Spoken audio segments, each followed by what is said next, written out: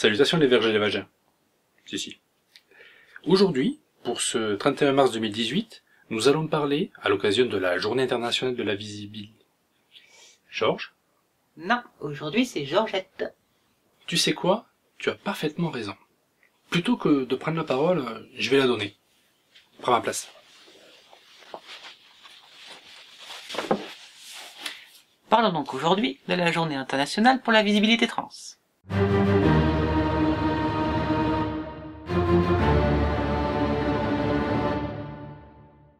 Avant tout, notons un petit paradoxe. Visibilité, vouloir rendre visible des personnes qui justement aimeraient être perçues comme monsieur et madame tout le monde, sans porter un masque pour autant, mais être vues pour ce qu'ils ou elles semblent être, pas ce que leur chromosome ou un médecin aurait décidé qu'ils seraient à la naissance. Ceci étant dit, définition. On dit un trans si la personne devient mec et une trans si la personne devient une meuf. Être trans, c'est comme être gay. On ne le devient pas, ce n'est pas contagieux, ce n'est pas non plus héréditaire, ni causé par un traumatisme. Ça arrive juste. À ceux qui diraient que c'est une maladie mentale. D'abord, une maladie mentale, c'est un état où une personne éprouve difficulté et souffrance d'ordre relationnel vis-à-vis de son rapport à elle-même ou aux autres. Donc, pas ton avis, sauf si t'es psychiatre. S'il n'y a pas souffrance ou si quelque chose l'apaise, c'est pas une maladie, c'est un fait, un état. Et ça te regarde pas. Bisous. Quand on dit transsexuel, on pense à homosexuel. On peut s'imaginer qu'il s'agit d'une sexualité, d'un fétiche, comme quelqu'un qui se travestirait dans une recherche d'orgasme. Et pourtant, ça n'a rien à voir. C'est entièrement autre chose. Un ou une trans peut être hétéro, homo, asexuel, bi, objectophile, nécrophile, etc., etc. Les définitions font l'objet de grands débats et guéguerres, mais d'après une que j'ai pu glaner il y a quelque temps, on fait la différence entre les transsexuels et les transgenres. Et là, des gens vont gueuler parce que j'utilise ces termes-là comme étiquette. Mais je le fais pour souligner le fait suivant, on distingue deux grandes familles. Les transsexuels qui cherchent à changer leur physique pour correspondre à leur esprit et ne supportent pas leur puberté et évolution en tant que mâle ou femelle, physiquement vis-à-vis d'eux-mêmes. Les transgenres qui cherchent à changer la société pour s'assumer queer. C'est dans cette famille-là qu'on trouvera tous les gens mal à l'aise avec le concept de genre mâle-femelle ou, en termes scientifiques, de dimorphisme sexuel. Et se clament non-binaire, polygenre, gender fluide, gender non-conforming. Mais bref, tous ces special snowflakes se placent en réaction à leur propre idée de ce que la société attend d'eux, et définissent leur identité en opposition aux stéréotypes de rôle de genre, tels que le même chassé, la femme même cuisinée, par exemple. Mais ça transcende le combat trans, c'est du sexisme ordinaire, et c'est notre combat à tous. Ces préoccupations-là ne touchent pas les transsexuels, ou en tout cas, ça nous définit pas. On veut juste être en accord avec nous-mêmes, et notre démarche trans s'arrête là. On peut ensuite choisir d'aller à l'encontre des stéréotypes sexuels, ou pas. Pour prendre mon propre exemple, j'aime ce que j'aime, et sans me demander si c'est masculin ou féminin d'aimer ou de faire ça. Pourtant, je suis trans.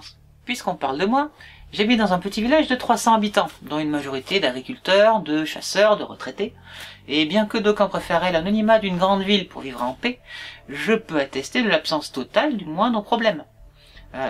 Les gens qui me connaissaient avant savent forcément, mais j'ai pas eu la moindre réaction négative.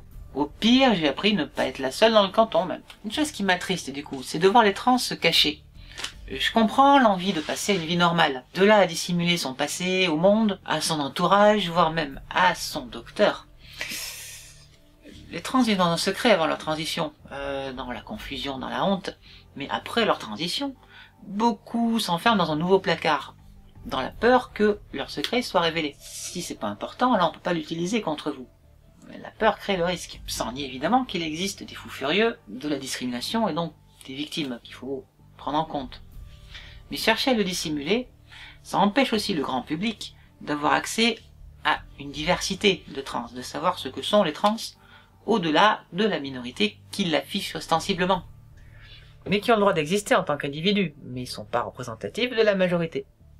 La transition, ce n'est pas choisir la pilule rouge ou la pilule bleue et pouf, de l'autre côté du miroir. C'est beaucoup plus compliqué. Le concept de passing réfère à l'image que vous donnez aux inconnus, en personne ou au téléphone, lorsque votre phénotype dit au monde femme ou homme, alors vous avez ce qu'on appelle un bon passing. Et c'est une étape vachement importante parce que c'est elle qui est responsable de tout l'aspect social de la démarche. L'OP, c'est 20% d'une transition. Pensez aux hormones, à la barbe, à la voix, à la répartition des masses graisseuses, etc.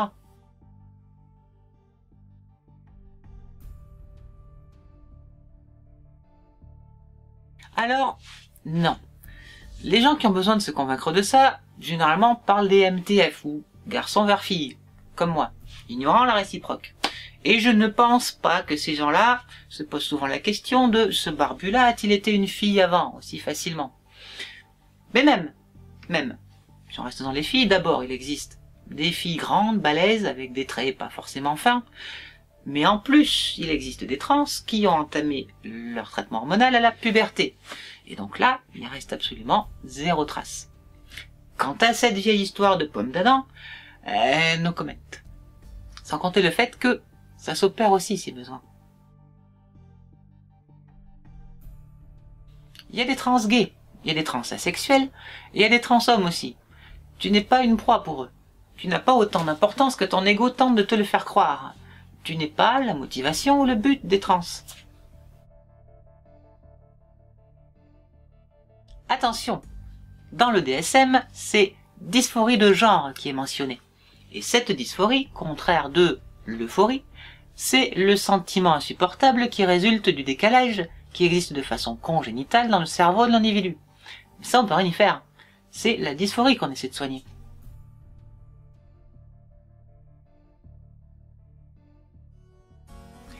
Très cher ami, je n'ai pas vocation à épargner vos délicates humeurs.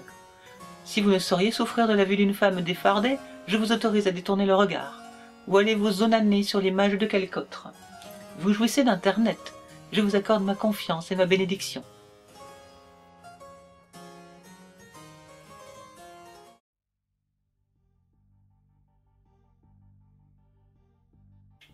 Le mot trans implique un déplacement de A vers B, une transition. Ce n'est pas un but en soi d'être trans. Le but est de traverser cette étape et de vivre une vie la plus normale possible, sereinement. À la prochaine lune.